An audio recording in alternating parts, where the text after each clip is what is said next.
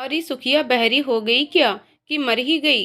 सुखिया बोली, ना बापू, ना तो मैं बहरी हुई ना मरी, मास्टरनी जी का काम कर रही हूँ। ऐ सुखिया, कान खोलकर सुन, मैंने तुझे कितनी बार समझाया, समझ नहीं पड़ता है?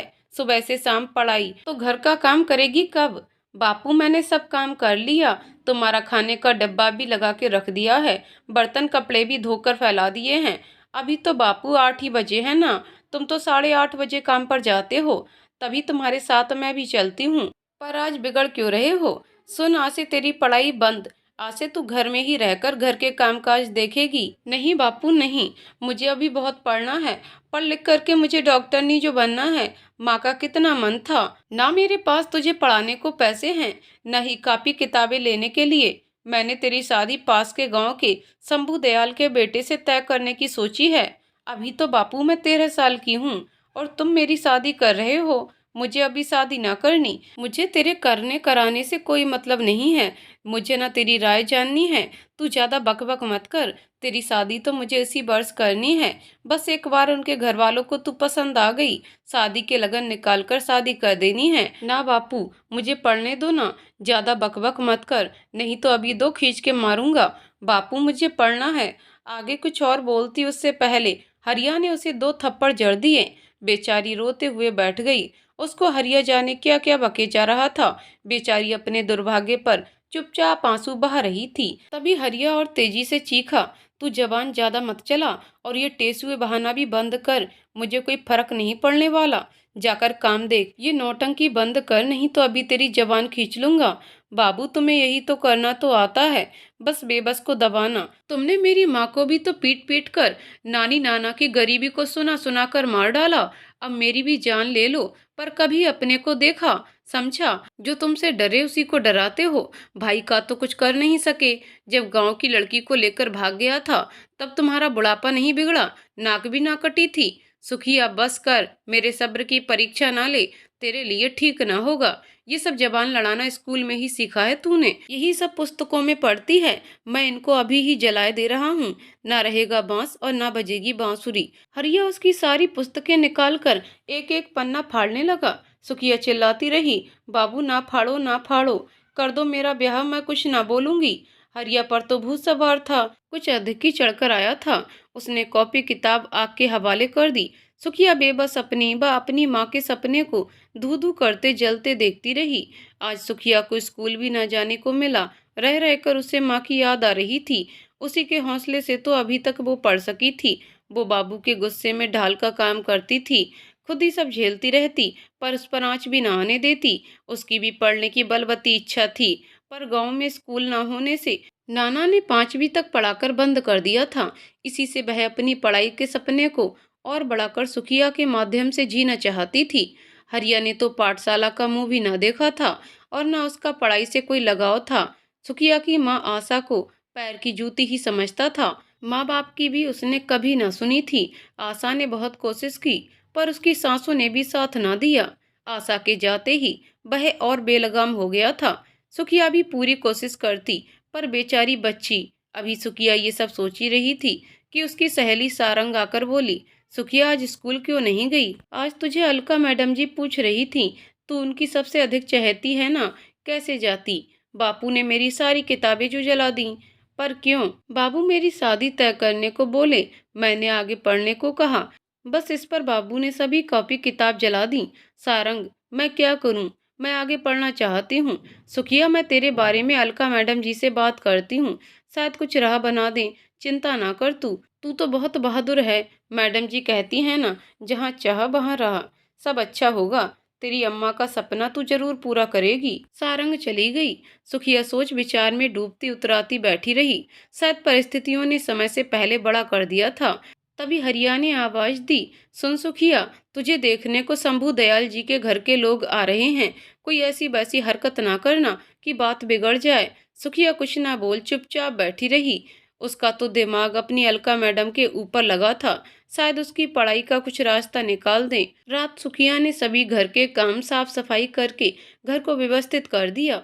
उसने छोटी सी ही उम्र में ही अपनी माँ को देख देख कर ही सब काम करना सीख लिया था। दूसरे दिन शंभू दयाल के घर के लोग उसको देखने आए। उनके साथ उनकी छोटी लड़की लड़का। वह एक छोटा भाई साथ में, दादी भी आई थी। सुखिया ने धीरे से देखा और काम में लग गई। तभी उसके बाबू हरिया ने आवाज दी, सुखिया बेटा, चाय बन गई, मेहमानों को चाय लेकर आ जा। सुखिया चाय लेकर आ गई। दादी ने उसे बड़े प्रेम पूर्वक अपने पास बिठाया और सिर पर हाथ रखकर बोली, सुखिया चाय किसने बनाई? मैंने दादी जी, मेरे घर में तो कोई है भी नहीं, मैं और बापू हैं। तब दादी बोली, बेटा हमारे घर में भी कुलसेस की माँ नहीं है, उसकी एक बहन सलोनी व भाई लवसेस है। मैं उसकी बुआ दादी हूँ, कभी यहाँ रहती हूँ, कभी अपने गांव चली जाती हूँ। तब सलोनी व शंभुआ, सलोनी के पिता, दोनों मिलकर खाना बना लेते हैं। सलोनी की माँ को गए बहुत दिन हो गए, मेरे आने से घर घर हो गया। तुम खाना बना लेती हो बिटिया? हाँ अम्मा जी, अपनी माँ के जाने के बाद से घर का सारा काम यही देखती है। एक गाय भी इसके नाना ने इसकी माँ को दी थी, उसकी देखभाल का सारा काम यही करती है। बहू बेटियां काम करने को ही होती हैं। सुखिया कुछ कहती उसके बोलने से पहले ही हरिया बोला, बिटिया और तुम्हें क्या करना अच्छा लगे? सुखिया का मन किया कह दे पढ़ना अच्छा लगता है, पढ़ लिख कर डॉक्टर नहीं बनना चाहती है, पर बापू के डर से चुप ही रही। हरिया ही फिर बोला, अम्मा आप जो सिखाओगी ये सब करेगी, इसकी ओर से तो आप बेफिक्र रहो, हमारे यहाँ औरत की हाँ या ना से फर्क नहीं पड़ता है। तब दादी ने सुखिया के सर पर अपना हाथ फेरा तो बिन माँ की बच्ची की आंखों में फिर माँ के दिखाए सपने तैर गए, कुछ उम्मीद में, क्या सुखिया को माँ के दिखाए सपने को पंख मिल सकेंगे? शंभू दयाल जी ने कुलसेस को भी लड़की अच्छे से देखने को कहा। उसकी आयु 19 वर्ष की होने जा रही थी। वैसे तो सुखिया से 6 साल बड़ा था, पर कदकाठी में 3-4 वर्ष का अंतर ही नजर आता था। हरिया ने सुखिया से खाना बनाने को कहा, पर उन्होंने काम का बहाना कर मना कर दिया। वह नहीं चाहते थे कि अकेली सुखिया 5-6 लोगों का खाना बनाए। एक हफ्ते बाद उत्तर देने को कहकर चले गए। सुखिया सब काम निपटा, बाबू को खाना बना खिला, सो गई। वह अपने ही ताने बाने में उलझी थी। पता नहीं क्या हो, क्या ये बुआ दादी अम्मा की तरह प्यार करने वाली होगी? इन्हीं ख्यालों में खोई अम्मा की बात याद करने लगी। बिटिया जब अपना बस ना चले तब चिंता भगवान के ऊपर छोड़ देनी चाहिए, सबके परम पिता हैं। ये सोचते ही सुखिया की सारी चिंता जाती रही। उसकी आंख कब लग गई पता ही ना लगा। सारंग आज इतवार की छुट्टी होने के कारण सुखिया से मिलने 10 बजे ही आ गई थी। उसके पेट में हलचल हो रही थी। अलका मैडम की बात बताने को व्याकुल थी। बता सुखिया, मैं आज तुझे कौन सी खुशखबरी देने आई हूँ? सुखिया अनमने भाव से बोली, मैं कैसे तेरे बिना बताए जान सकती हूँ? फिर भी बूझना। ना नहीं पता, बस तेरा काम बन गया, तू 8वीं तो जरूर पास कर लेगी, पर कैसे? मेरे पास तो कोई भी किताब कॉपी नहीं है, आगे की पढ़ाई कैसे करूँगी? सुखिया तू चिंता मत कर, मैं और अलका मैडम अपने नोट्स और पुस्तकें 1-2 दिन को देकर जाऊंगी, जब पढ़ लेगी ले जाया करूंगी। तुम घर में दिन में याद कर लेना, दूसरे दिन दूसरी दे जाऊंगी। मैडम जी ने तुझे एक रजिस्टर व पेन भेजा है, ले अपने बाबू से छिपा कर रख ले। सुखिया इस बात से खुश हो गई। वह मेहनत करने से बिल्कुल नहीं डरती थी। उसने सारंग से पूछा, परीक्षा कैसे दूंगी? मेरी तो फीस भी नहीं जमा है। चिंता ना कर, मैडम जी ने कहा है कि वो तेरे को परीक्षा में बैठने देंगी। अभी तो परीक्षा को पूरे 7-8 महीने हैं, पर मेरी शादी, अरे तेरी शादी भी हो जाएगी तो तेरे ससुराल वाले तुझे भेज देंगे। हाँ मैं तो पूछना ही भूल गई सुखिया कि तेरे ससुराल वाले तुझे देखने आए। लड़का कैसा लगा? कुछ अधिक तो नहीं पता मुझे। लड़के के पिता का नाम शंभू दयाल है, वह पास के जूनियर स्कूल में प्रिंसिपल हैं। अरे सुखिया, तब तो और अच्छी बात है, वह तो तेरे को कभी भी परीक्षा देने से इनकार नहीं करेंगे। जो आदमी खुद टीचर हो दूसरों को पढ़ने से कैसे रोक सकता है? तू चिंता ना कर, सब अच्छा होगा। कौन कौन आया, कैसे लोग थे? सारंग, बात हुई क्या तेरी किसी से? तभी उसे किसी के आने की आहट लगी। सुखिया द्वार की आहट सुन बाहर गई तो अलका मैडम को देखकर उसकी खुशी का ठिकाना न रहा। उसने बिना देर किए झट से हाथ जोड़कर नमस्ते की। तभी अंदर से सारंग ने आकर नमस्ते की। अरे सुखिया, सारंग ने बताया तुम्हारे बाबू ने तुम्हारी पुस्तकें जला दी, स्कूल भी बंद करा दिया, शादी कर रहे हैं। कोई बात नहीं बेटा, मैं तुम्हारे बाबू को समझाऊंगी। ना मैडम जी, आप कुछ मत कहिएगा, बाबू दारू के नशे में कोई की ना सुनने वाले, आपको भी बुरा भला बोल देंगे। मुझे अपने पिटने का डर नहीं है, पर बाबू आपको कुछ कहें मुझे अच्छा ना लगेगा। ठीक है सुखिया, मैं तुम्हारे व माँ के सपने को पूरा करने में पूरा साथ दूंगी। अब मैं चलती हूँ, बाजार सामान लेने आई थी। सारंग से तुम्हारे घर का पता पूछ लिया था, वैसे तुम्हारा ब्याह हो कहाँ रहा है? तुम्हारे ससुर जी का क्या नाम है? जी पास के गांव यमुना पार के शंभू दयाल मास्टर जी के बेटे से। अभी कुछ जवाब ना दिया। 4-6 दिन बाद बताएंगे। वह भी तो जूनियर स्कूल में पढ़ाते हैं। वह तो बहुत ही अच्छे स्वभाव के हैं। तब तो तुम अपनी माँ का सपना जरूर पूरा कर सकोगी। क्या मैडम जी, आप उनको जानती हैं? हाँ, थोड़ी बहुत। अच्छा बेटा सुखिया, अब मैं चलती हूँ, अपना ध्यान रखना। कहने को तो अलका मैडम ने सुखिया को शंभू दयाल जी के अच्छे स्वभाव के बारे में बताया था। बात गलत भी नहीं थी, पर उनका अधिक अच्छा होना ही अप्रत्यक्ष रूप से पत्नी की जान का दुश्मन बन बैठा। वे तो उनकी पत्नी शारदा को बहुत ही अच्छे से जानती थीं। जानती भी कैसे ना, उनके बचपन की सहेली थी। पढ़ने में अव्वल, हर गुण में 2 कदम आगे ही थी। अपने नाम के अनुरूप दोनों 10वीं कक्षा तक ही साथ ही पढ़ी थीं। शारदा आगे की पढ़ाई न कर सकी थी, क्योंकि उसी समय उसके पिता न रहे। पैसों का इंतजाम कठिन था। बड़ी बहनों की शादी में खर्च हो चुका था। उसी समय किसी ने शंभू दयाल जी के बारे में बताया। उनकी माँ कुछ दिन पहले न रही थी। पिता विवाह के लिए अच्छी सुशील लड़की की खोज में थे। भाग्य का खेल, घर अच्छा था, कोई मांग नहीं थी, केवल घर चलाने को ही बहू चाहिए थी। घर में सब कुछ था ही, लड़का पढ़ रहा था, और क्या चाहिए। माँ ने मौके की नजाकत देख अपनी स्थिति समझ 2 माह के अंदर शादी कर दी। शारदा शंभू दयाल जी की पत्नी बन गई। शंभू दयाल व उनके पिता बहुत ही अच्छे स्वभाव के थे।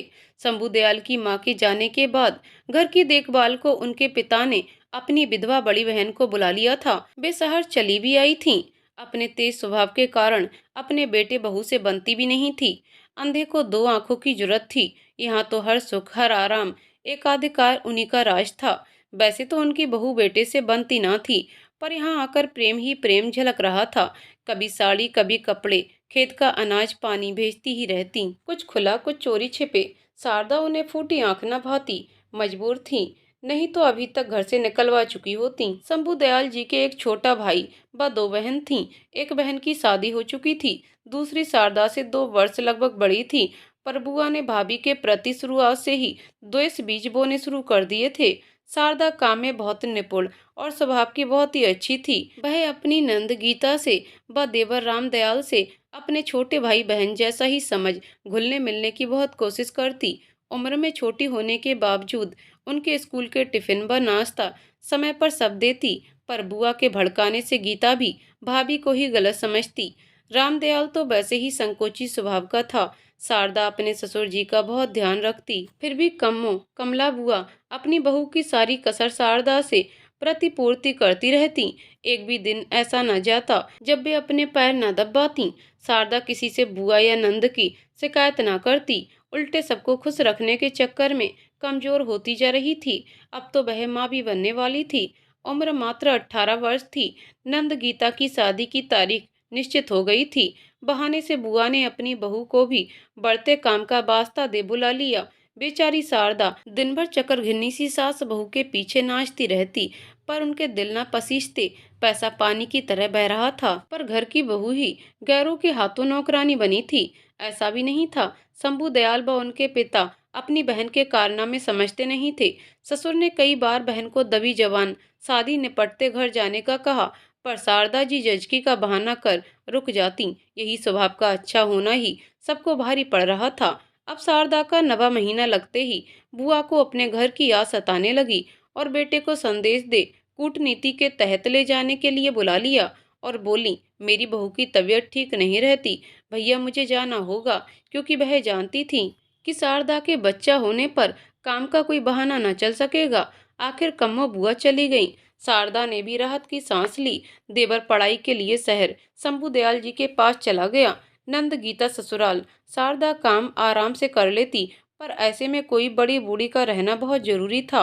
पहला प्रसव था, घर में कोई महिला भी ना थी। इस बात को समझते हुए उसके ससुर ने एक आदमी को भेज शारदा के गांव से उसकी माँ को बुला लिया। अब उसकी माँ शारदा को एहतियातन कुछ न करने देती, पर शारदा मानती ही नहीं। शारदा की माँ ने धीरे धीरे पर सबके पहले पूरी तैयारी कर ली। समय आने पर शारदा ने एक स्वस्थ सुंदर बच्चे को जन्म दिया। शारदा बहुत ही कमजोर हो गई थी, लेकिन माँ के हाथों की कुशल देखरेख से धीरे धीरे ठीक होने लगी। माँ उसका और बच्चे का बहुत ध्यान रखती। शंभू दयाल जी को भी जूनियर स्कूल में सरकारी नौकरी मिल गई थी, मानो बच्चे के भाग्य से मिली। उन्होंने घर में एक काम वाली को मदद के लिए रख लिया। शारदा भी संभल गई थी, बच्चे को देख लेती थी। माँ को आए 2 महीने हो रहा था। उन्होंने घर जाने को कहा। माँ के जाने के बाद शारदा रमिया काकी की मदद से बच्चे के काम कर लेती। इस बीच उन्होंने अलका मैडम ने भी अपनी 12वीं की पढ़ाई पूरी कर टीचर ट्रेनिंग कोर्स BTC पूरी कर ली थी। उनकी पोस्टिंग 1 साल बाद उसी गांव में हुई जहां शंभू दयाल जी की हुई थी।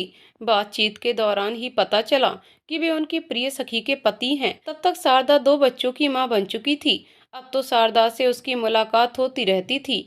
शारदा भी उनके आने से खुश हो गई थी, हर बात उनसे साझा करती। इसी समय उनकी भी शादी तय हो गई थी। शायद नौकरी के पैसों के लालच में ही विवाह किया था। वह किसी और को चाहते थे।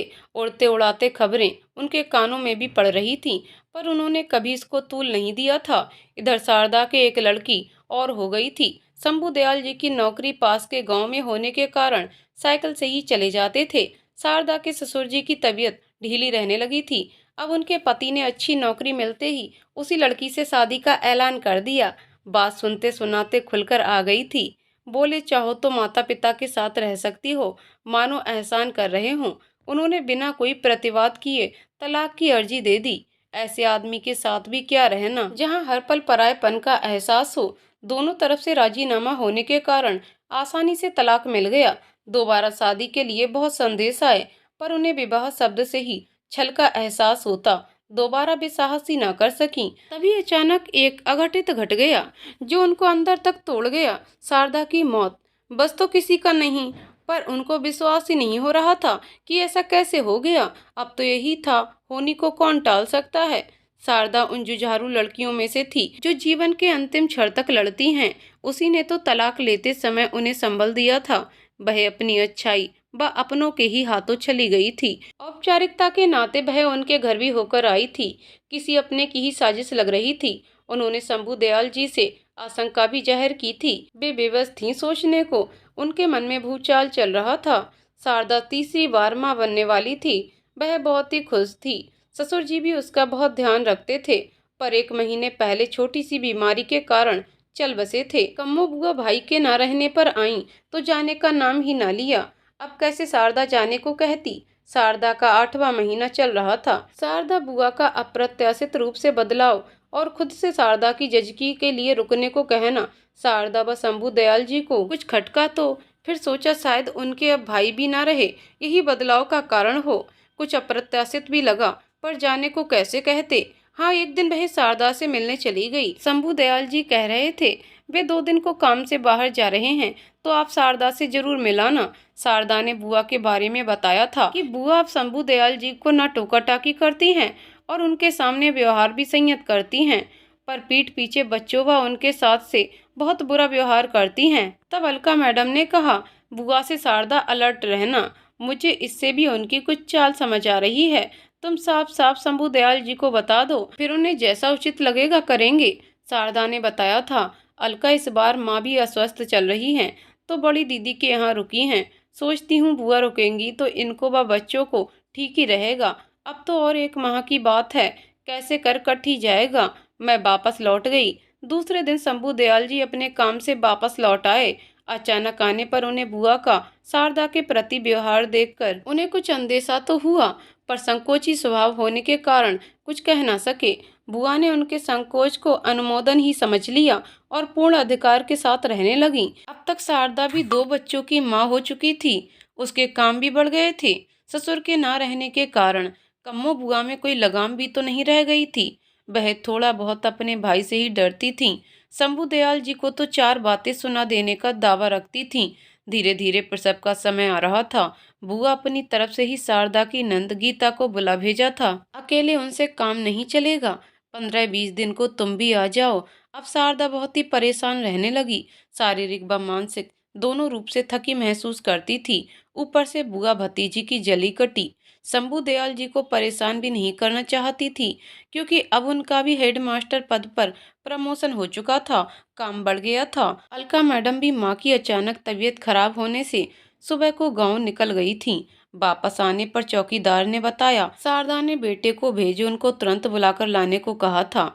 उन्हें कुछ न समझ आया था कि ऐसा क्या शारदा को जरूरी काम आ गया। उन्हें शारदा की बहुत अधिक चिंता हो रही थी। स्कूल जाने पर पता लगा शंभू दयाल जी की पत्नी की तबीयत बहुत गंभीर है। वे स्कूल में नहीं थे। एक सहायक अध्यापक से पता लगा। रजिस्टर में साइन करके वे उल्टे पैर शारदा के घर भागी कि कुछ जानकारी मिल सके, पर वहां तो कुछ भी शेष नहीं रहा था। शारदा अनंत में विलीन हो चुकी थी। शारदा की क्रियाकर्म की तैयारी चल रही थी। बच्चे दोनों बिलख रहे थे। बेटा माँ को ही पुकारे जा रहा था। अभी उन अबोध बच्चों की उम्र ही क्या थी। बेटी 7 साल की, बेटा मात्र 9 साल का। नवजात को तो अभी अस्पताल में नर्स ही संभाल रही थी। उसे तो माँ की गोद भी नसीब नहीं हुई थी।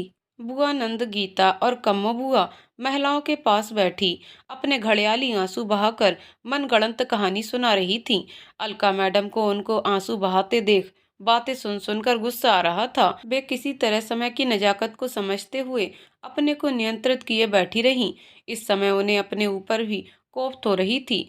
काश वह अपनी माँ के पास ना गई होती, या एक बार शारदा से मिलकर जाती, या उस समय फोन चल गए होते। कुछ तो विधि का विधान समझ दिल को समझाती कि उनकी माँ को भी तो तभी बीमार होना था। शारदा की चिंता के कारण ही वह जल्दी वापस आ गई थी। शारदा ने बार बार कहा था, अभी अलका कहीं नहीं जाना। वैसे तो मुझे अभी 10 दिन है, पर तुम मेरे पास रहना। तुम्हारे रहने से मुझे बहुत ही साहस बंधा रहता है। अलका जी का ज्यादा मन वहां नहीं लगा। शारदा की अर्थी उठते ही उठकर बाहर निकलकर वापस घर आ गई थी। उनका स्कूल जाने का भी मन नहीं किया। उन्होंने 2-3 दिन की छुट्टी ले ली। धीरे धीरे समय ने सब घाव भर दिए। शारदा ने अपनी पोस्टिंग अन्यत्र करा ली। कम्मो बुआ का उन्हें किसी तरह का विश्वास नहीं था। कहीं उनके हुए तलाक को किसी तगड़म के साथ न जोड़ दें। क्या भरोसा। उनका उनसे 1-2 बार घर में सामना हुआ था।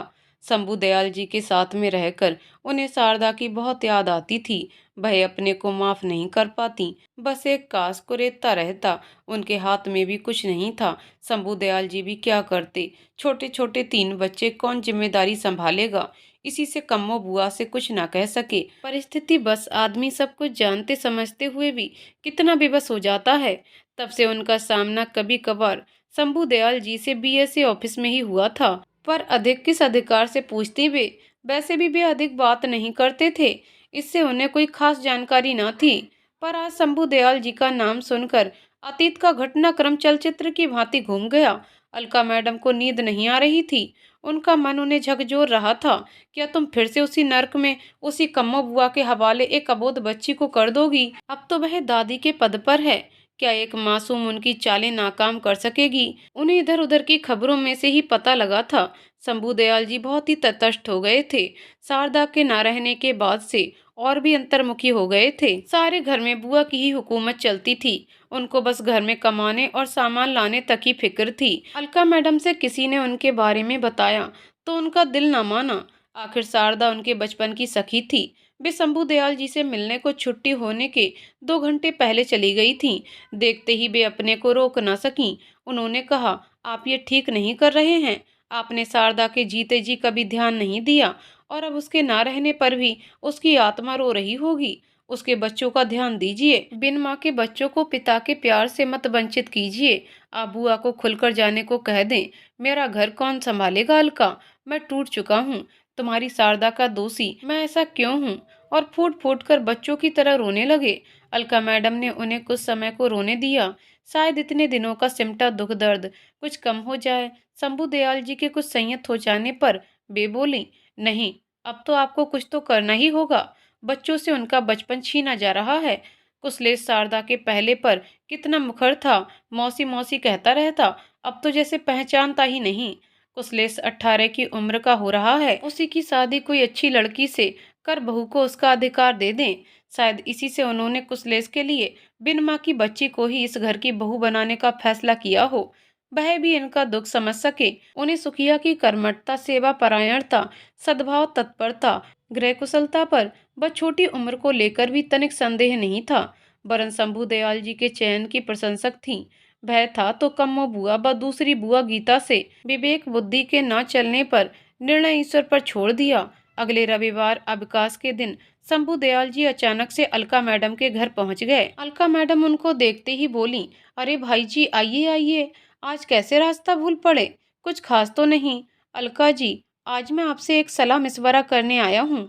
मैंने आपकी ही सलाह पर अमल करते हुए कुशलेश के लिए एक लड़की देखी है। इसी गांव की है और आपके ही विद्यालय में पढ़ती है। उसका नाम सुखिया है। क्या आप जानती हैं? उन्होंने कहा, हाँ, मैं उसे भली भांति जानती हूँ। वह तो मेरी बहुत अच्छी शिष्या है, पर बेचारी बिन माँ की बच्ची। सर जी, मेरे कहने का तो कोई हक नहीं बनता, पर आपने आकर मुझे मान दिया तो कहने का साहस कर सकी। वैसे ये बात मुझे सुखिया से पता चली थी।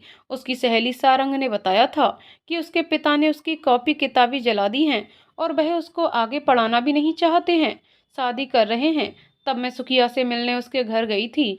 वही सुखिया ने मुझे बताया कि उसके बाबू ने यमुना पार के शंभू दयाल जी के बेटे के यहाँ शादी का विचार किया है। वह एक हफ्ते बाद बताएंगे। आपसे मेरी एक विनम्र प्रार्थना है। उसको पढ़ने का बहुत शौक है। उसकी इस साल की परीक्षा का तो इंतजाम मैं कर दूंगी, पर वह आपके घर जाकर दूसरी शारदा ना बने, इसका आपको ध्यान रखना होगा। शारदा मेरी सहेली थी, उसके लिए कुछ नहीं कर पाई। सुखिया मेरी शिष्या है। अब मैं नहीं चाहती शारदा के साथ जो व्यवहार हुआ वह तकलीफ सुखिया को भी भोगनी पड़े। लड़की के मन में अपनी माँ के सपने, डॉक्टर बनने की ललक है। आप मुझे वचन दें कि आप उसके सपने को उड़ान देंगे। शंभू दयाल जी ने कहा, वचन तो ना दूंगा, भरकस कोशिश करूंगा उसका साथ देने का। शायद मैं भी शारदा के ऋण से मुक्त हो सकूं। अच्छा, मैं जाने की आज्ञा चाहूंगा। आपको बहुत बहुत धन्यवाद। आपने मेरा मान रख शारदा के प्रति। मेरा कहते कहते उनकी आंख भर आई और गला अवरुद्ध हो गया। शंभू दयाल जी भी निकलकर सीधे हरिया के घर पहुंचे। उन्होंने पक्का निर्णय कर लिया था सुखिया को बहू बनाने का। आवाज दी तो सुखिया अंदर से बोली, बाबूजी नहीं हैं, कब तक आएंगे? तब तक सुखिया बाहर आ गई। शंभू दयाल जी को देखकर उसने दोनों हाथ जोड़कर काका जी नमस्ते कहा। अनायास उनका हाथ उसके सर पर गया।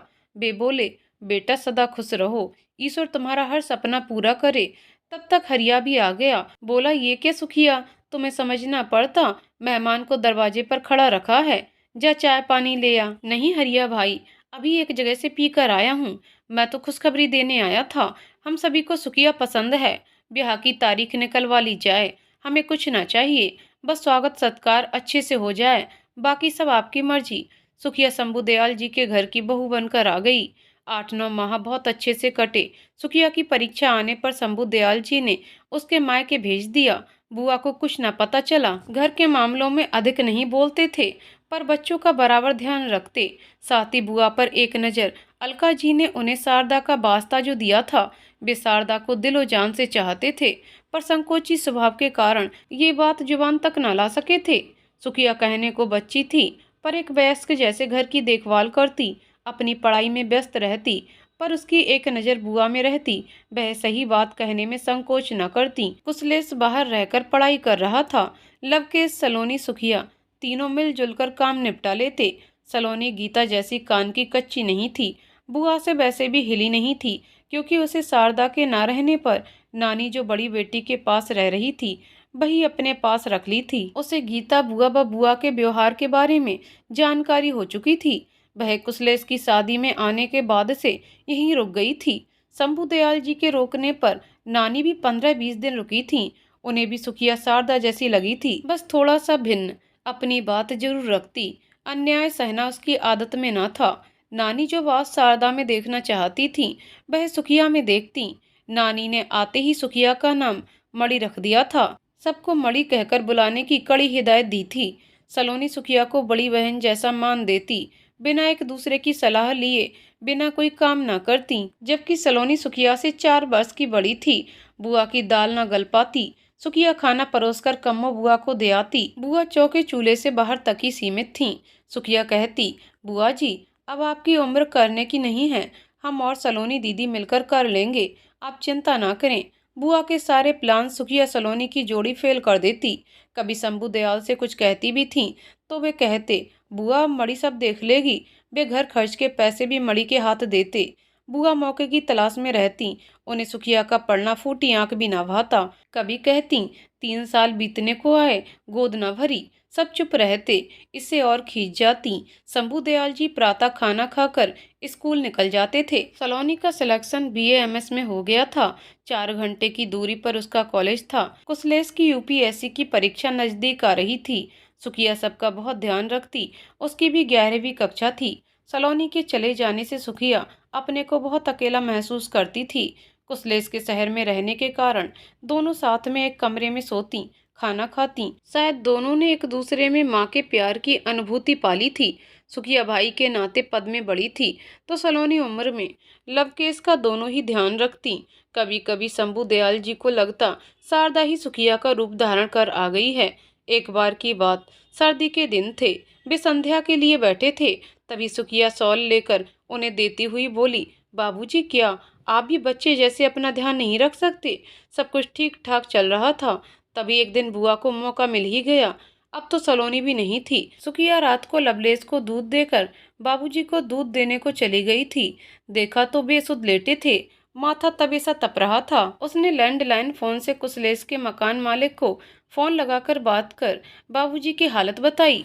कुसलेश ने कहा, तुम बाबूजी के सिर में पानी की पट्टी रखो, 9 बजने को हैं, मैं आखिरी बस से 11 बजे तक पहुंचता हूं।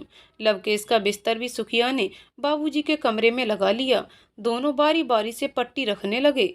1 बजने को आया पर कुसलेश न पहुंचा। अब लवकेश को भी नींद आ रही थी, वह सो गया। शंभू दयाल जी को बुखार उतरने से आराम मिलते ही नींद आ गई। सुखिया लवलेश से बोली, भैया मैं जाती हूँ, आप बाबूजी की आहट लिए रहना। वह द्वार पर आई तो बाहर से बंद था। उसने 2-3 आवाज भी लगाई पर कोई आवाज न आई। शंभू दयाल जी के जाग जाने के डर से थकी होने के कारण सुखिया भी वहीं जमीन में बिछाकर सो गई।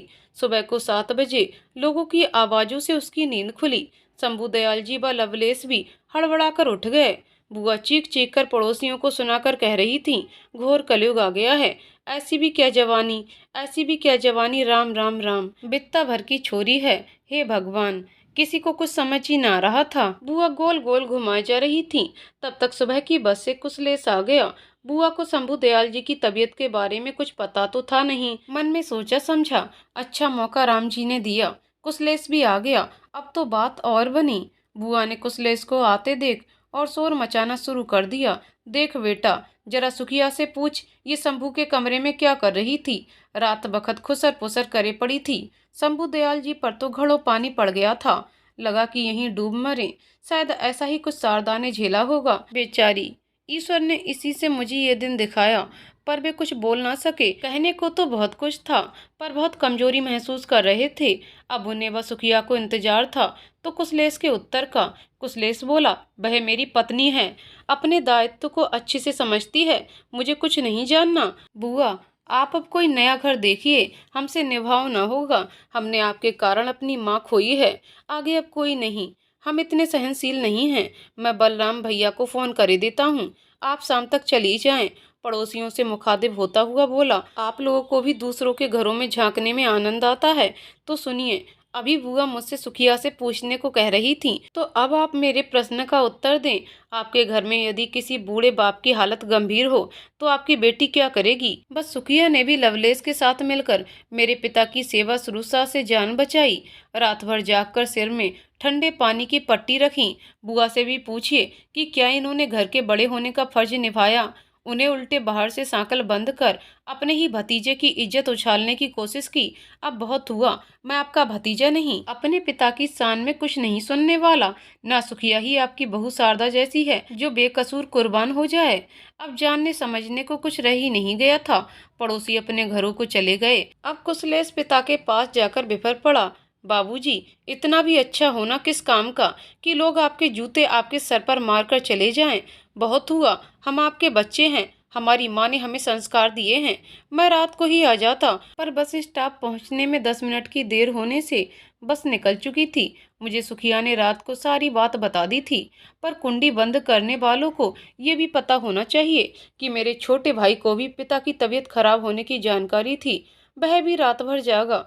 जब मुझे अपनी पत्नी से कोई शिकायत नहीं तो लोग क्यों परेशान हैं? अपने घर की ठाट छप्पर संभालें। कुसलेश ने कम्मो बुआ को सुनाकर ही कहा। कुसलेश ने बलराम भैया को बुलाकर बुआ को भेजी दिया। उन्होंने हर तरह की दुहाई दी, पर कुसलेश ने सोची रखा था, बहुत हुआ, अब नहीं। पानी सिर के ऊपर से गुजर चुका था। वह नहीं चाहता था माँ का हादसा एक बार फिर हो। शंभू दयाल जी कुछ अस्वस्थता के कारण तो कुछ उस दिन की घटना को लेकर अपने को सक्षम नहीं पा रहे थे।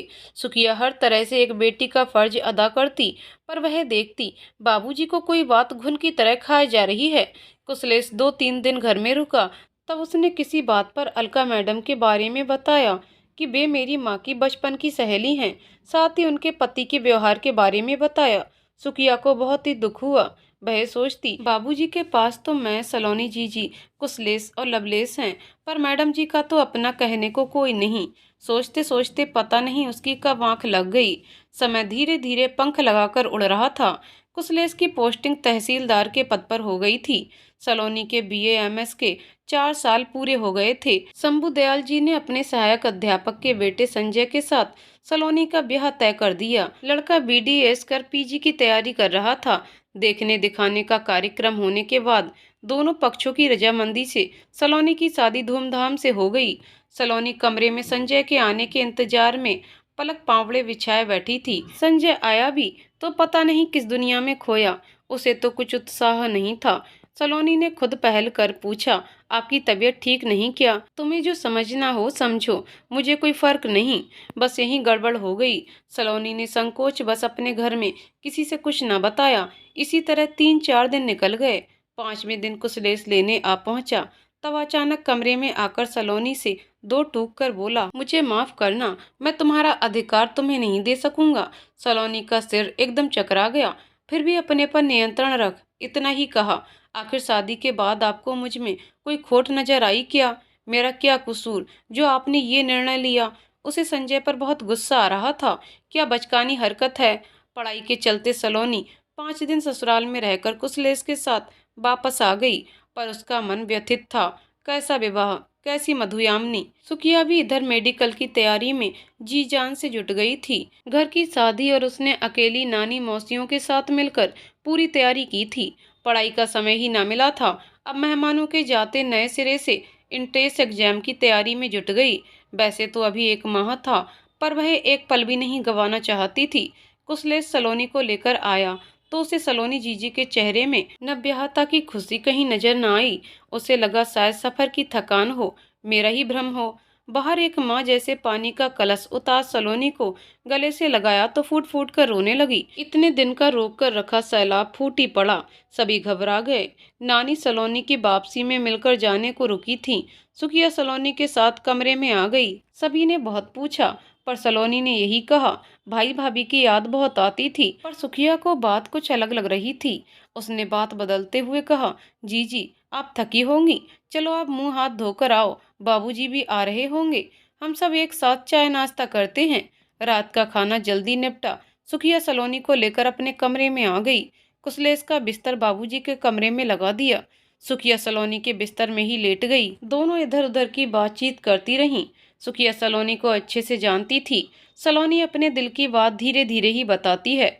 तब सुखिया ने कुशलेश व कम्मो बुआ के मध्य हुई सब बात बताई। शादी की व्यस्तता के कारण दोनों की आपस में कोई बात नहीं हो पाई थी। वैसे भी सलोनी बुआ दादी से ज्यादा मतलब नहीं रखती थी। उसने तो केवल उसकी बात पूछने के कारण उनकी बात चलाई थी, पर वह हाँ हूँ में ही जवाब दे रही थी। तभी सुखिया उठकर बैठ गई और सलोनी का सिर हाथ से सहलाने लगी। पता नहीं सुखिया के स्पर्श में मात्र तुल्य क्या जादू था कि वह सब कुछ कहने को आतुर सुखिया से बोली, मैं क्या करूं भाभी, मुझे समझ में नहीं आता है। यदि बाबूजी को कहूंगी तो बाबूजी को दुख होगा। मैं नहीं जानती कि वहां पर उनके माता पिता को ये बात पता है कि नहीं। मैंने किसी से कुछ ना कहा। मुझसे यही कहा कि मैं तुम्हारा अधिकार तुम्हें नहीं दे सकता। पर बात क्या है? सुखिया ने पूछा। क्या गोल गोल घुमा रही हो सलोनी? पूरी बात बताओ। तुम्हारे व संजय बाबू के बीच कुछ हुआ क्या? ऐसा क्या कहा? क्यों बाबूजी परेशान होंगे? आखिर तुम इतना क्यों परेशान हो सलोनी? सलोनी ने संजय से हुई सारी बातचीत व उसकी उपेक्षा को कह सुनाया। सुनकर सुखिया भी सोच विचार में डूब गई। फिर सांत्वना देती हुई बोली, सलोनी तुम बिल्कुल चिंता ना करो, तुम्हारी अरेंज मैरिज है, गलती संजय की है। पर भाभी बाबूजी, मैं बाबूजी व तुम्हारे भैया से बात करती हूँ। तुम तो पढ़ी लिखी लड़की हो, तुम अपनी पढ़ाई पर अच्छे मन से ध्यान दो। मैं बाबूजी और तुम्हारे भैया से बात करती हूँ। और हाँ सलोनी, एक मैं तुमसे बिल्कुल सीक्रेट बात करना चाहती हूँ, तुम समझ रही होगी।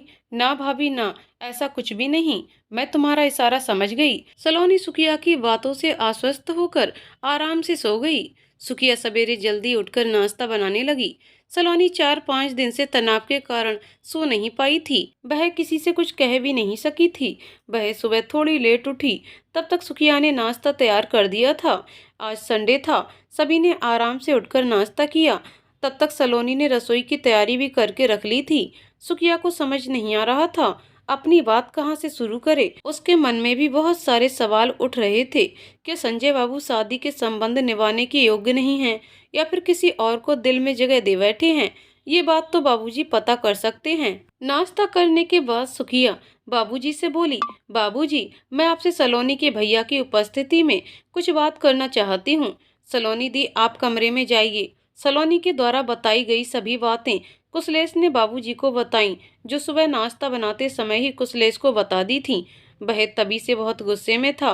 बाबूजी ने बस सलोनी ने उसे समझाया, गुस्सा करने का वक्त नहीं है। पहले बाबूजी संजय बाबूजी के पिता से पूरी बात जानने की कोशिश करें, आखिर मामला क्या है, फिर उसके बाद हम कोई निर्णय लेंगे। सलोनी की बात सुनकर शंभू दयाल जी भी सोच में डूब गए। आखिर ऐसा क्या था जो मुझे सत्यनारायण जी, संजय के पिता ने ये बात नहीं बताई? अगर उसका कहीं दूसरी जगह मन था तो उन्हें अपने बच्चे का मन टटोल कर रखना चाहिए था। अगर वह योग्य नहीं था तो विवाह करने की क्या जरूरत थी? शंभू दयाल जी तुरंत सत्यनारायण जी को फोन लगाने जा रहे थे, तभी सुखिया बोली, बाबूजी, आप उनको सभी को कल खाने पर बुला लीजिए। आमने सामने सब लोग रहेंगे तो बात क्लियर कर पता चल जाएगी। ये बात भी सही कही सुखिया बेटा, मैं कल खाने पर आने को बोलता हूँ।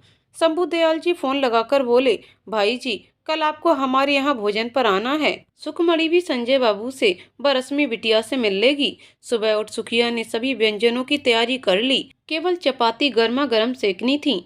उसका मन भी सलोनी के लिए व्यथित था। हो भी क्यों ना, उसी ने उसे एक बहन और माँ जैसा स्नेह व प्यार दिया था।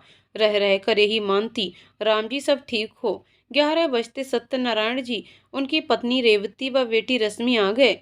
संजय बाबू को ना देख शंभू दयाल जी ने पूछा, संजय बाबू, बस एक काम निकल आया, आधा पौन घंटे में आ जाएंगे। सुखिया ने कुशलेश को अभी बात ना शुरू करने को कहा। 1 घंटे होने पर भी संजय बाबू ना आए। एक फोन आया। सत्यनारायण जी बोले, काम ना निपट सका। अब तो सभी को पूरी दाल ही काली लगने लगी। खाना पीना होने के बाद शंभू दयाल जी सीधे मुद्दे पर आ गए। सत्यनारायण जी, क्या संजय बाबू विवाह के लिए इच्छुक नहीं थे, या फिर पत्नी योग्य ही नहीं? उन्होंने कुछ रुष्टता के भाव से पूछा। सत्यनारायण जी तो कुछ न बोले। उनकी पत्नी बोली, भाई जी, ऐसा कुछ नहीं, बस थोड़ा बच्चे का मन कम बन रहा था, सब ठीक हो जाएगा। आप कैसी बात कर रही हैं? आपके बेटे ने एक पत्नी के सम्मान को ठेस पहुंचाते हुए कैसा व्यवहार किया? यदि आपकी बेटी के साथ ऐसा हुआ होता तब भी आपका यही उत्तर होता। आप मुझे 2 दिन में संजय से सलाह मशवरा कर बताएं, वरना अपनी बात बिरादरी की पंचायत में ले जाने का हक होगा। फिर बेरुखी से बोले, अच्छा तो 2 दिन बाद आपके फोन का इंतजार रहेगा। उनका इशारा समझ सत्यनारायण जी ने जाने का उपक्रम करते हुए अनुमति मांगी, पर किसी ने भी रुकने को ना कहा। शंभू दयाल जी बहुत ही परेशान थे। वह बार बार यही सोच रहे थे, आखिर किसका भरोसा करें। साथ के अध्यापक थे। बेटे के अफेयर के बारे में जानते हुए भी ऐसा किया। एक बार कुछ तो कहा होता। उनके कदम एक बार अलका मैडम के घर की तरफ उठ गए, पर कुछ सोच ठिठक गए। जब अपनों ने लांछन लगाने में कोई कसर नहीं छोड़ी, फिर बाहरी को क्या, वे वापस घर आ गए। सुखिया उनको देखते ही चाय का पानी गैस पर रखकर बोली, बाबूजी, आप बिल्कुल चिंता ना करें, सलोनी के भैया संजय बाबू से सब बात कर लेंगे। रविवार होने के कारण कुशलेश घर पर था। आते ही उसने बाबूजी के कमरे में जाकर देखा तो वे गुमसुम लेटे थे। कुशलेश ने तुरंत बाबूजी को डॉक्टर को दिखाया। जांच कर बताया कि इनका बीपी तनाव के कारण बढ़ा है, इन्हें पूर्ण आराम की आवश्यकता है। बाबूजी को गुनगुना दूध व दवा खाते नींद आ गई। अगले महीने कुशलेश की परीक्षा थी। सुखिया को समझ ना रहा था, बाबूजी की तकलीफ भी ना देखी जा रही थी। ऐसे घटनाक्रम हुए थे कि बाबूजी उबर नहीं पा रहे थे। सुखिया को उनके अकेलेपन का एहसास समझ पड़ता था, पर कैसे सभी परेशानियां दूर करे। उसने एक दिन अलका मैडम को संदेश देकर बुलावा भेजा। सलोनी दी भी अपनी उलझन में अलग परेशान थीं। कुशलेश को अधिक उलझाना नहीं चाहती थी, जिससे उसका इंटरव्यू अच्छे से निकल जाए। बाबूजी की तबीयत को देख वह भी 2 दिन को रुक गया था। अलका मैडम ने 2-3 दिन बाद आने को कहा। वह अस्वस्थ चल रही थी। सुबह जल्दी काम निपटा सुखिया सलोनी को बाबूजी के पास छोड़ कुशलेश के साथ अलका मैडम के पास घर चली गई। उसे उनके अकेले होने के कारण बहुत फिक्र हो रही थी। उनके पास पहुंचकर देखा तो उनका शरीर जोर से तप रहा था। उन्होंने आंखें खोल उसे बैठने का इशारा किया। तब तक कुशलेश डॉक्टर को लेकर आ गया। कुछ जांच को कहकर डॉक्टर ने दवा दे दी। दूसरे दिन को आने को कह सुखिया कुशलेश के साथ घर निकल गई। सलोनी को चाय बनाते देख अच्छा लगा। वह बोली, बस सलोनी दी, आपको ऐसे ही मजबूत रहना है। आप में क्या कमी है? ऐसे के लिए क्या दुख जिसके अंदर अपनी बात कहने की हिम्मत ही ना रही हो। अच्छा ही हुआ जो पहले पता लग गया। अलका मैडम जी के साथ तो आपसे भी गलत हुआ था। उनके किसी दूसरे से संबंध बाहर से पता लगे थे। कम से कम आपका अपना स्वाभिमान सुरक्षित रहा। बाबूजी ये बात पंचायत में भी ले जाएंगे। दी, आप बेकसूर हैं तो मैं कहती हूँ आप अपना पूरा ध्यान पढ़ाई में दीजिए।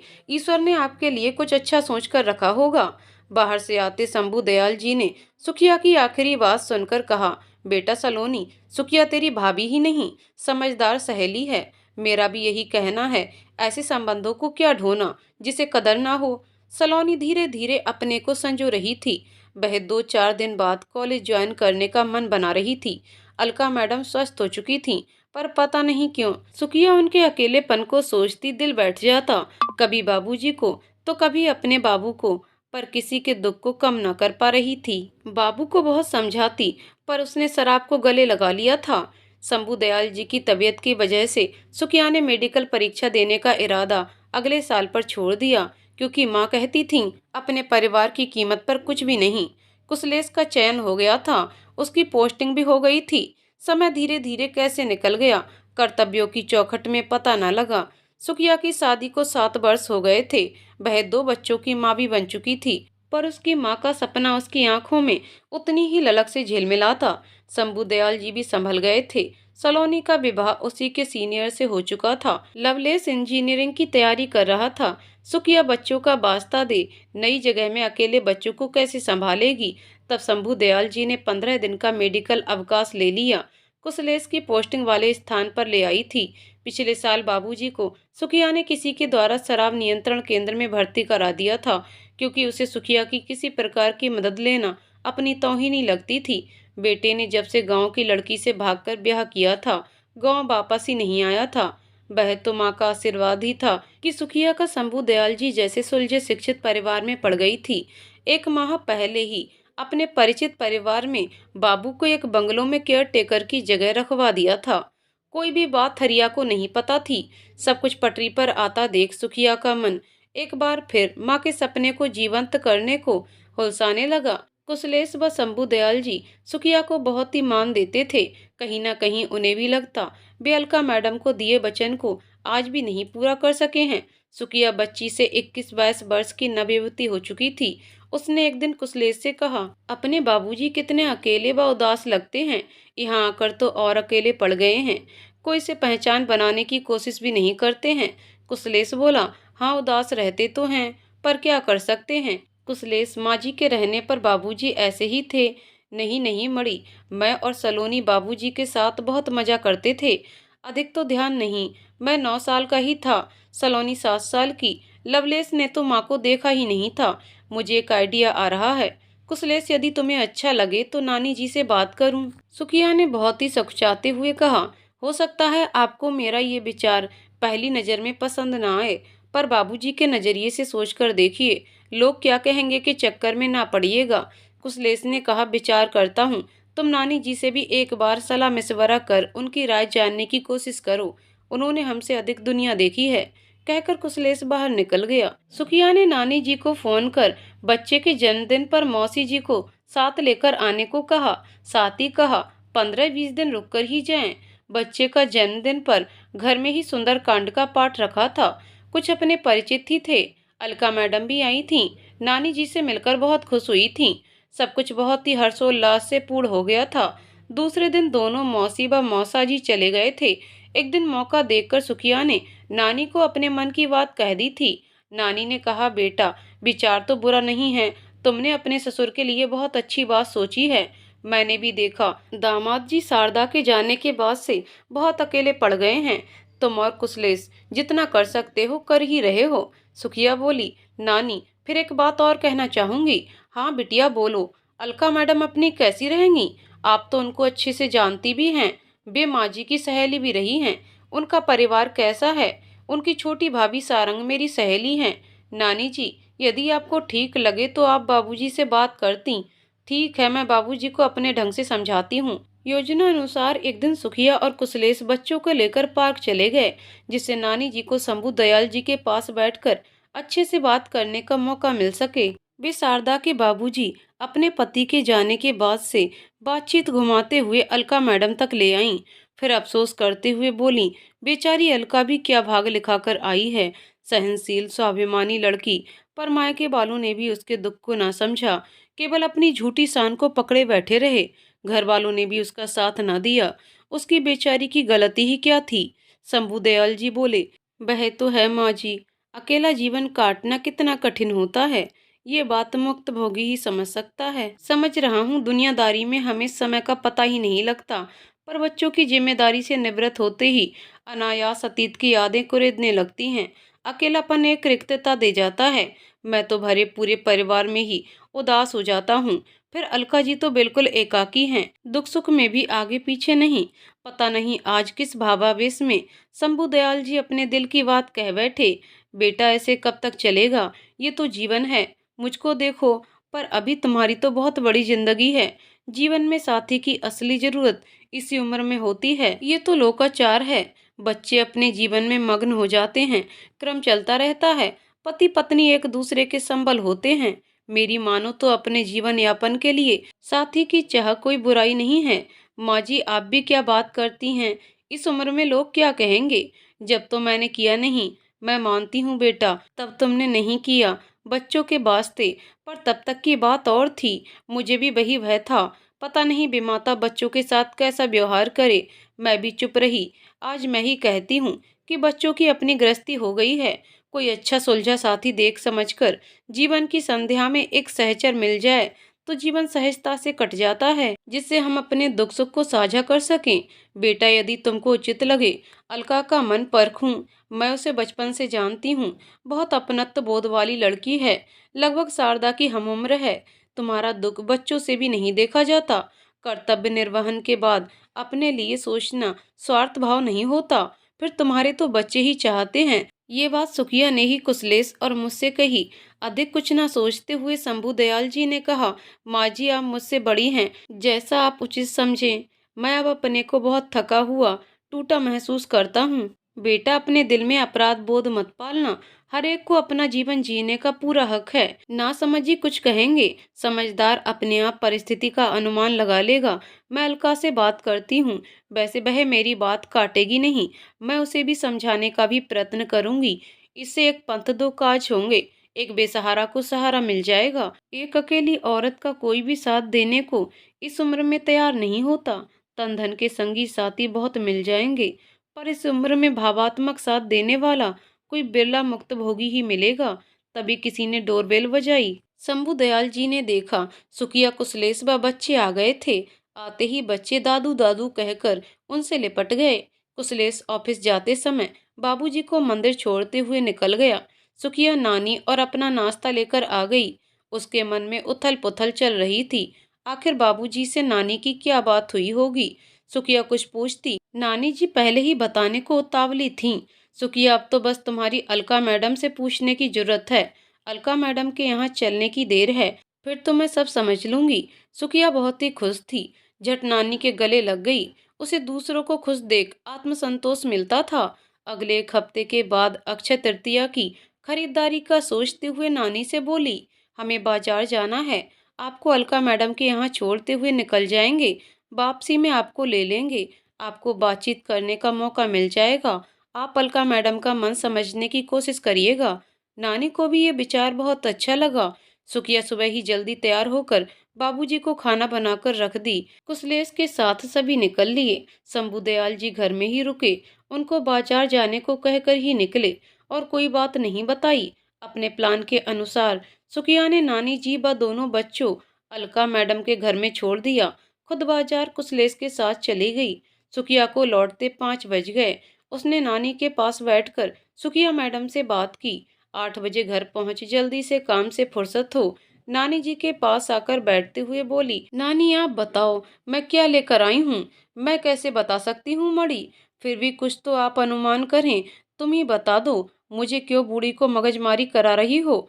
सुखिया ने 2 अंगूठी दिखाते हुए कहा, नानी देखो ये कैसी हैं, एक मैं आपके लिए लेकर आई हूँ और एक अपने लिए। क्या मड़ी बेटा, मैं इस बुढ़ापे में नई अंगूठी पहनकर निकलूंगी? ना ना, आपके पहनने को तो कुछ और है। कान के टॉप्स तो आप पहनती हैं, मना ना करेंगी, क्योंकि ये माँ जी के हैं। अंगूठी तो मैं अलका मैडम के लिए लाई हूँ और आप अलका मैडम को गिफ्ट में देंगे। क्या बिटिया, तुम तो मुझसे भी तेज चलती हो। ना नानी जी, मुझे आप पर पूरा विश्वास है कि आप अपनी बेटी को मना लेंगी। हंसते हुए नानी बोली, हाँ बह तो है सुखिया, अलका मान गई है, पर उसने कहा है कि वह एक बार बाबूजी से बात करना चाहती है। अभी तो 2-3 दिन की छुट्टियां हैं नानी जी, कल ही मैडम को खाने पर बुला लें। सुखिया ने फोन करने को जैसे ही लैंडलाइन उठाया, फोन की घंटी बज उठी। हेलो कर पूछा, आप कौन? आवाज सुनाई पड़ी, क्या सुखिया, आप लगा रखी है। मैं सारंग पहचानी नहीं। सारंग, मैं अलका मैडम के पास आई, कल तेरे घर पर आ रही थी। ये तो भली कही तुमने, कल सुबह से आ जाना। मैडम जी को फोन दो ना। मैडम जी को प्रणाम कर वह बोली, कल आप सभी को हमारे यहाँ ही दोपहर का भोजन करना है। अरे सुनो तो सुखिया बेटा, मैं कुछ न सुनने वाली, बस आप सबको आना है, कल मिलने पर बात करते हैं। ये कहकर फोन रख दिया। नानी जी को सुखिया ने दौड़कर कंधे पकड़कर घुमा ही दिया। गिरा देगी क्या? भगवान भी इस जोड़ी को चाहते हैं। नानी मैडम जी के छोटे भाई व उनकी भाभी कल अपने घर आ रहे थे। मैंने ही यहाँ पर खाने को कह दिया है। बिन मांगे मुराद पूरी हो गई। प्यारी नानी जी। सुखिया खुशी से इतनी आह्लादित थी कि सुबह उठ सब तैयारी कर उन्हीं की राह देखने लगी। 11 बजे किसी ने डोरबेल बजाई। सुखिया ने भागकर देखा, कोई बाबूजी के परिचित थे। बैठक में बैठा बाबूजी को कहे चाय नाश्ता का इंतजाम करने लगी। नानी जी उसका मजा लेने को पीछे से आकर बोली, कौन था मड़ी? कुछ ना, बाबूजी के परिचित हैं। चाय नाश्ता कर जैसे ही वह निकले, उसने बाबूजी के दूसरे कपड़े कुशलेश को दे बोली, ये बाबूजी पहन लेंगे, मेरी सहेली आ रही है। कुशलेश ने आज की छुट्टी ले ली थी। बाबूजी कुशलेश से बोले, इन कपड़ों में क्या खराबी है? मैं नहीं जानता, आप सुखिया से पूछें। उसने जो कहा मैंने कर दिया। तभी पीछे से सुखिया आकर बोली, बाबूजी मेरी पक्की सहेली पहली बार घर आ रही है, उसको सूट या साड़ी देने की सोच रही, उसका अचानक आना हुआ, आप बाजार से कपड़े ला देते। बेटा मड़ी, मुझे लेडीज कपड़े ना समझ पड़ते, तुम या अम्मा जी साथ चलते। बाबूजी नानी जी चली जाएंगी तो बच्चों को कौन देखेगा? कुशलेश उसके पति से बात करेंगे, मैं भोजन की व्यवस्था करूंगी। तुम भी मुझे किस चक्रव्यूह में फंसा देती हो? आपको तो जाना ही होगा, मैं किसी को साथ जाने को देखती हूँ, पसंद वह कर लेंगी। आप पेमेंट देख लीजिएगा। ठीक है, बहुत बहुत धन्यवाद बाबूजी। 12 बजे सबके आने पर भोजन व्यवस्था निपटा। सुखिया ने अलका मैडम को भी बात बना बाबूजी के साथ कर दिया। दोनों को सुखिया की प्लानिंग समझ में आ गई थी। सुखिया ने बाबूजी को फोन कर कहा कि आप घर ना आकर 6 बजे माता जी के मंदिर में मिले, हम सब भी आ रहे हैं। सुखिया ने सारी बातें सारंग व उसके पति को बता दी थी। उन्हें भी कोई ऐतराज नहीं था। बेबी चाहते थे ये काम शीघ्र अतिशीघ्र हो जाए तो अच्छा है। नानी जी बोली, बेटा सारंग, अक्षय तृतीया का मुहूर्त बहुत शुभ होता है। उसी दिन आर्य समाज मंदिर में शुभ कार्य हो जाएगा।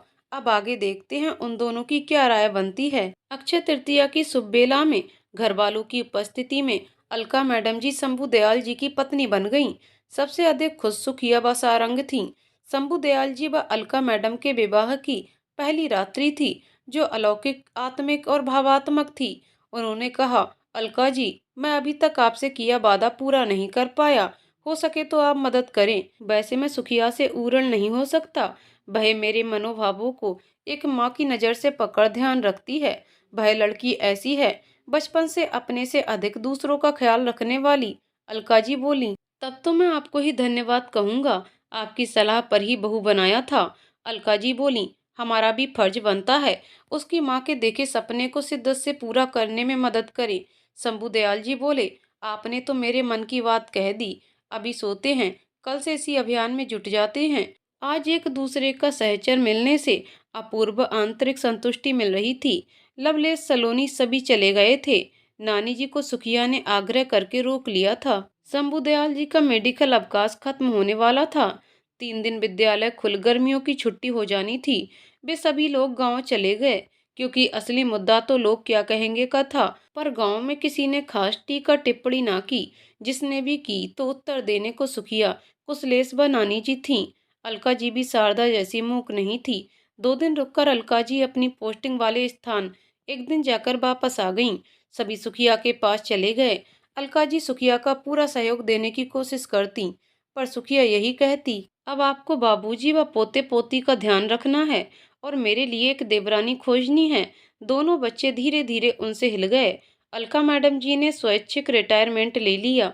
वे अपने जीवन की छुट्टी खुशियों की पूरी भरपाई कर लेना चाहती थीं।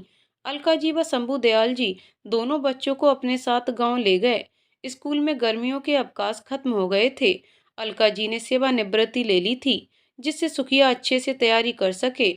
बच्चों के साथ दोनों को समय पता ही ना लगता। अलका जी भी सुखिया के बच्चों के साथ मातृत्व के नव एहसास को जी रही थीं।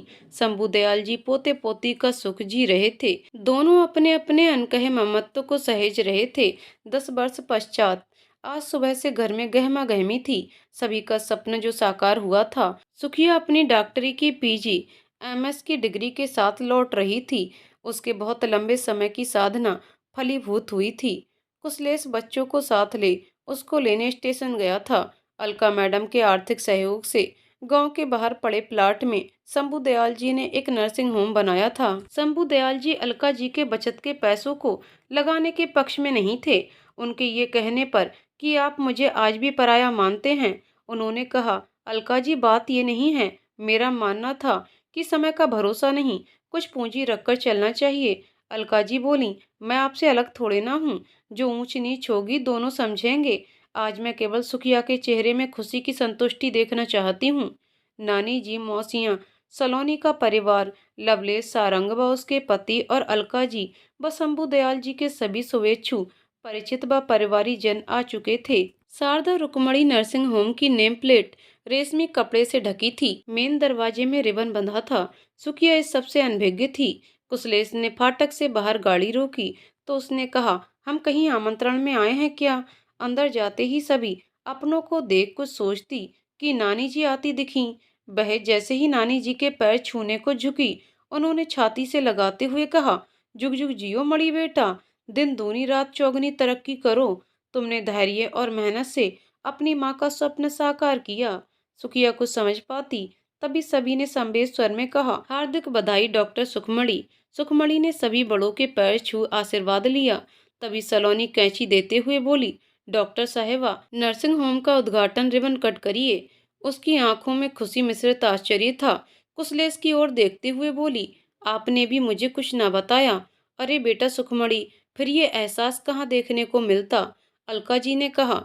सुखमणी ने नानी जी, अलका जी व शंभू दयाल जी को लेकर कैंची पकड़ाते हुए कहा, आप मेरे ब्रह्मा विष्णु महेश्वर देव हैं। ये काम आपको ही मिलकर करना होगा। सुखिया की नजरें बार बार गेट में जाती, साथ ही सारंग से कुछ पूछना चाहती। तभी फाटक के बाहर एक गाड़ी रुकी। उसने देखा किसी व्यक्ति को हाथ का सहारा दे माधव काका जी, सारंग के पिताजी, आ रहे थे। साथ में काकी थीं। उसने दोनों के पैर छू आशीर्वाद लिया और साथ आए व्यक्ति के गले लगकर फूट फूट कर रोने लगी। साथ ही वह व्यक्ति भी हिचक हिचक कर भाव बेहल हो रोने लगा। ये कोई और नहीं, सुखिया का पिता हरिया था। हरिया बोला, देख बेटा, मैंने जीवन भर तुम्हें और तुम्हारी माँ को कोसा। आज मुझे सब माधव भाई ने बताया कि तुमने व समधी जी ने शराब मुक्ति केंद्र भेज फिर नौकरी दिलवा रहने का आसरा दिया। जो फर्ज तेरे भाई को पूरे करने चाहिए थे वे तुमने बिना बताए किए। मैं सबका ऋण कैसे उतारूंगा? शंभू दयाल जी पास में आ बोले, हरिया भाई, आपका ऋण कैसा, उल्टे हम आपके आजीवन ऋणी रहेंगे जो आपने सुखिया जैसी बेटी दी। हरिया बोला, हाँ और तो सब ठीक है बिटिया, मैं आज तुम्हारा पहला मरीज हूँ। ये पिता का आशीर्वाद समझ रख ले। ये लक्ष्मी सभी गणेश का सिक्का तुम्हारी माँ ने पूजा घर में रखा था। बहुत भावुक हो गए थे। सलोनी के पति व लवलेश आते हुए बोले, भाभी जी, आज भूखा रखने का इरादा है क्या? पेट में चूहे दौड़ रहे हैं। माफ करिए बाबू। बस अभी सुखिया ने आगे बढ़ नानी जी को बीच में और दोनों साइड अलका जी व शंभू दयाल जी को खड़ा कर नानी जी को कैंची पकड़ा दी। तीनों ने हाथ लगा रिबन काट सलोनी के सिर में हाथ रखा, आशीर्वाद दिया। सलोनी ने नेम प्लेट से कपड़ा हटाया तो शारदा रुक्मणी नरसिंह होम। रुक्मणी सुखिया की माँ का नाम देखकर उसके दो बूंद आंसू टपक पड़े। वह नेम प्लेट में हाथ फिराते हुए बोली, माँ आज आपके आशीर्वाद से आपका स्वप्न पूरा कर सकी। आज जहाँ कहीं हो मुझे आशीर्वाद दें। सुखमणी कहानी बताती है कि पहले घर वालों का दिल जीत अपने को सिद्ध करना चाहिए, पर आज की व्यथा है पहले अधिकार चाहते हैं, कर्तव्य को ताक पर रख देते हैं। सुखिया ने प्राथमिकता परिवार को दी, परिवार ने सुखिया के सपनों को पंख लगा दिए। परिवार हमारी शक्ति, संबल, मान व पहचान होता है। हमें एकता बनाए रखते हुए मिलजुल कर रहना चाहिए, तो हर मुश्किल आसान हो जाती है। आत्मविश्वास, परिश्रम, संकल्प, धैर्य व लगन ही सफलता के मूल स्तंभ हैं। तो दोस्तों कहानी यहीं पर समाप्त होती है। दोस्तों आपको कहानी कैसी लगी कमेंट करके जरूर बताइएगा। कहानी पसंद आई हो तो वीडियो को लाइक शेयर करें और चैनल को सब्सक्राइब करें। कहानी को पूरा सुनने के लिए बहुत बहुत धन्यवाद दोस्तों।